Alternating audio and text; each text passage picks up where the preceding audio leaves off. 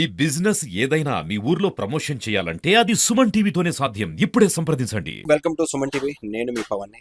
ఈరోజైతే శ్రీకాకుళంలోని ఆర్టీసీ బస్కి అయితే వచ్చాము. ఆర్టీసీ బస్సులు ఎందుకు వస్తున్నాయి?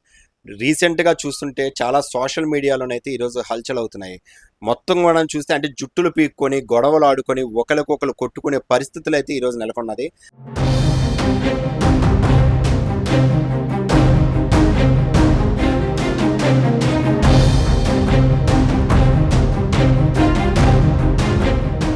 సో శ్రీశక్తి పథకం పెట్టి స్త్రీలకు ఉచితంగా బస్సు సౌకర్యం ఇచ్చినటువంటి ప్రభుత్వం ఈరోజు ఈ పథకము చాలా విధంగానూ నవ్వుల పాలైతే అవుతుంది. ఎందుకంటే ఈ పథకం ద్వారాను చాలామంది గొడవలు అయితే పెరుగుతున్నాయి.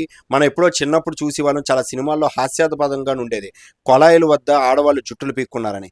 ఇప్పుడు బస్సుల్లో ఆడవాళ్ళు జుట్లు పీక్కోవడము, అదేవిధంగాను మగవాళ్ళకి కూడా ప్లేసులు లేకుండా చేయడం అయితే ఒక ఎత్తు అయితే, మరొక విధంగాను ఆర్టీసీ కార్మికుల కష్టాలు కూడా మనం ఆలోచించాలి. అది ఏ విధంగానూ వాళ్ళ మీద ప్రెజర్ పెరుగుతుంది. ఈ ఫ్రీ బస్సు వలన కానీ దీనివల్ల కానీ అసలు మనకి ఏదో విధంగానూ నష్టం కలుగుతుందో కూడా ఒకసారి చూద్దాం. ఫర్ ఎగ్జాంపుల్ నిన్నటి వరకు కూడాను ఈ స్త్రీశక్తి పథకం లేకముందు ఇదే బస్సులో ఒక బస్సు సీటింగ్ కెపాసిటీ 40 నుంచి 50 మంది వరకు మాత్రమే ఆర్టీఓ అప్రూవల్ ఇచ్చింది.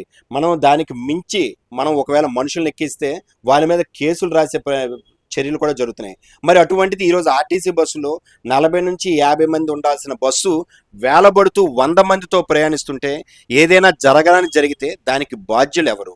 అదేవిధంగాను మనం చూస్తే ఆర్టీసీ కార్మికులు డ్రైవర్ల కష్టాలు వింటే ఒక్కసారి మన గుండె తరుక్కుపోతుంది. ఏంటంటే ఒకవేళ ఈ బస్సులో కానీ మెయింటైన్ చేస్తున్నటువంటి డ్రైవర్ కానీ టైర్ పేలిపోయినా సరే, కట్ ప్లేట్లు పోయినా సరే, అద్దాలు విరిగిపోయినా సరే, అవి వారి యొక్క జీతాల నుంచి కట్ చేస్తున్నటువంటి తరుణం ఉంది.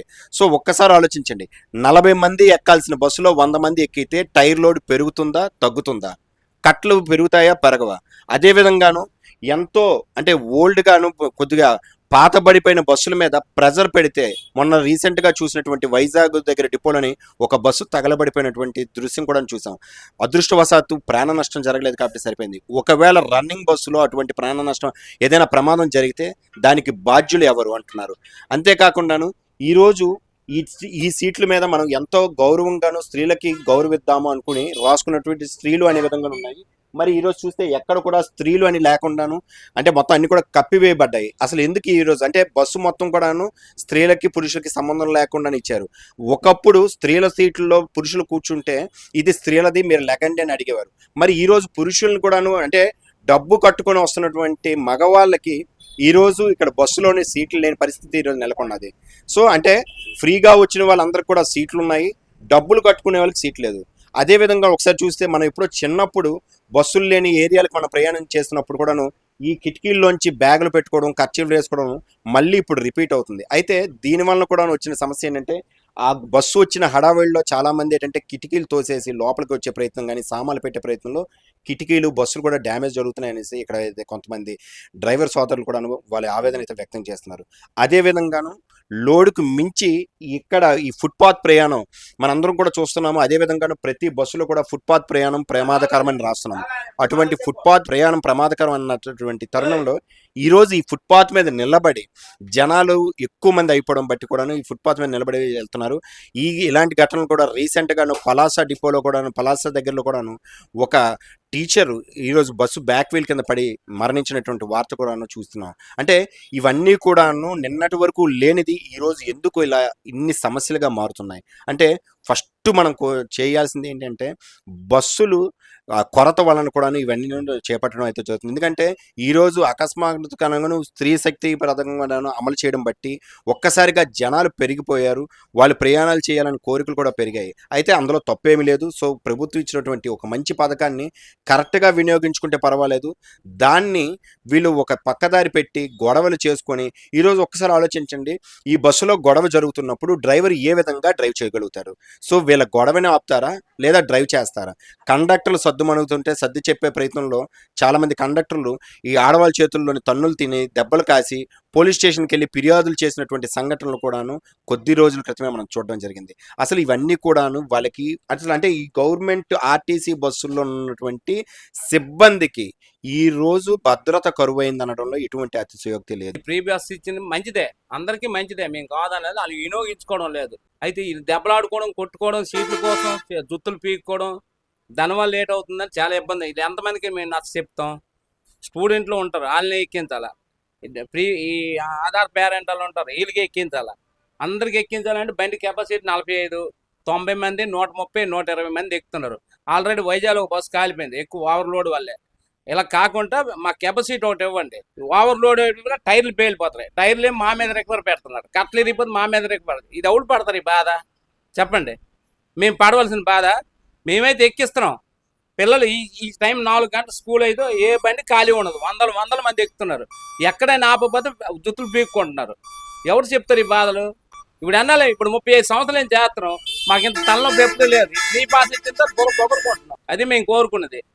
One depot Srikakulam one depot conductor TS Narayana మాట్లాడుతుంది. ఈ మహిళలకు ఫ్రీ ఇవ్వడం వల్ల మాకు చాలా ఒత్తిడిగా ఉంది. నేను హార్ట్ పేషెంట్ను, అరవలేకపోతాను. ప్రతి ఒక్క సింగిల్కి 100 తక్కువ ఎక్కడం లేదు. మహిళలు మగవారు 10% వరకు ఎక్కుతున్నారు.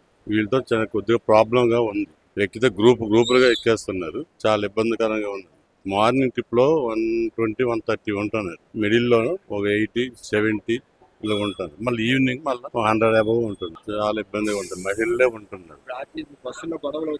గొడవలు అవుతున్నాయి. వాళ్ళ మీద ఏమైనా గొడవ చేస్తే ఇబ్బంది అనేసి మేము వాళ్ళు ఏమన్నా మేమేం అండవలేదు. మరి వాళ్ళతో మేము ఎందుకు గొడవ పడడం చేయడం అనేసి మధ్య బస్సులు ఆఫ్ చేస్తున్నారు, గొడవ పెడుతున్నారు. అయినా మేమేం అండలేదు. వాళ్ళతో కూడా మంచిగా ఉండి వెళ్ళిపోతాను. ఫ్రీ బస్ ఇచ్చిన తర్వాత బస్సుల్లోని బాగా గొడవలు, జుట్లు పీక్ కూడా అయింది. దాని మీద మీ బస్సులో బస్సుల్లో కంపల్సరీ గొడవలు అవుతున్నాయి సార్. సీట్ల గురించి మగవాళ్ళు ఒక్కరు ఎక్కితే 60 మంది 20 మంది ఎక్కుతున్నారు. ఎంతమంది ఎక్కినా మాకు అభ్యంతరం లేదు దాని గురించి. కానీ సీట్ల గురించి ప్రజలు అవుతారు. మగవాళ్ళు కూడా డిస్కషన్ పడుతున్నారు. తొలి మీద భారం కూడా పెరిగింది. ఇప్పుడు కంపల్సరీ ఆడదా ఉంటే ఏం రాపమంటుంది. అది స్టేజ్ కాకపోయినా యాక్చువల్గా స్టేజ్ టు స్టేజ్ ఎక్కాలా. కాకపోయినా కంపల్సరీగా ఆపకపోతే ఏం రాపరన్న రకంగా ఫీలింగ్ ఇస్తున్నారు వాళ్ళు. బస్సుల్లో లోడ్ పరిస్థితులు ఫుల్ ఇంచుమించు సింపుల్ గా తెల్లవారి నుంచి ఖాళీగా వచ్చిన బస్సుకి ఇంచుమించు 70-80 టికెట్లు వస్తుంది. అంటే శ్రీకాకుళం జిల్లాలో ఇంతమంది ఆడలు ఉన్నారని మనకి తెలియదు అంతవరకు. మామూలుగా మా ఇంట్లో బాబు ఉన్నాడు, మీ ఇంట్లో పాప ఉందంటే తెలియదు అని చెప్పేవారు. ఇప్పుడు అలాంటిది ఇంచుమించు జనాలు బయటకు వస్తున్నారు. ఈ ఉచిత బస్సు వలన ఇప్పుడు ఎక్కువ ఈ గొడవలు అవుతున్నాయి కదా. మీకు అది డిపార్ట్మెంట్ పరంగా మీ మీద ఏమైనా ప్రెజర్ ఉందా? అంటే మా కండక్టర్ గారు కొట్టేశారు. బత్తిల్లో మాకు కండక్టర్ కొట్టేశారు. బండి స్టేషన్ లో కేసు కూడా పెట్టాం. ఆధార్ కార్డు ఫోటో కనబడలేదు, అమ్మ మార్చుకోమని చెప్పుకుంటుంది ఆవిడ.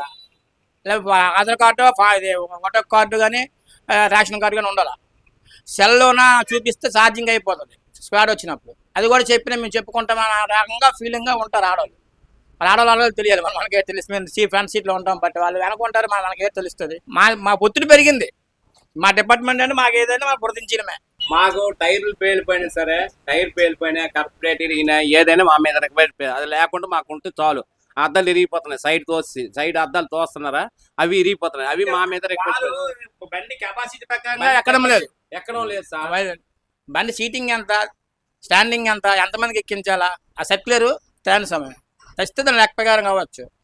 బస్సుల సంఖ్య చాలు సార్. బస్సుల సంఖ్య చాలా బస్సులతో మేము మెయింటైన్ అవుతున్నాం. ఉదయం 5 గంటలకు ఎక్కుతున్నాం బస్సుకి.